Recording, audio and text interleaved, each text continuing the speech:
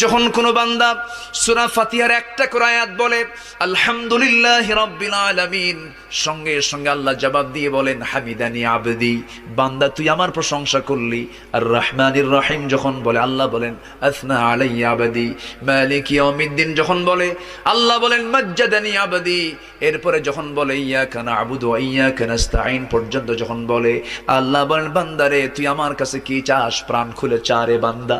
ইহদিনাস সিরাতাল মুস্তাকিম থেকে শুরু করে নিয়া ওয়ালাদ-দাল্লিন পর্যন্ত যখন বান্দা বলে তখন আল্লাহ বলেন বান্দা নামাজের মধ্যে এমন প্রেমের খেলা খেললি বান্দা, তুই যা চাইলি সব আমি আল্লাহ কবুল করলাম।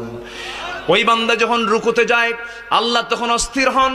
ওই বান্দা যখন সিজদায় যাওয়ার জন্য প্রস্তুতি নাই, সমস্ত ফেরেশতাকে ডাক দিয়ে বলেন ও ফেরেশতারা, এই বান্দাগুলো আমাকে দেখলো না, রাসূলকে দেখলো না, কোরআনকে দেখে হাদিসকে বিশ্বাস করে আমাকে খুশি করার জন্য তার সবচেয়ে সম্মানজনক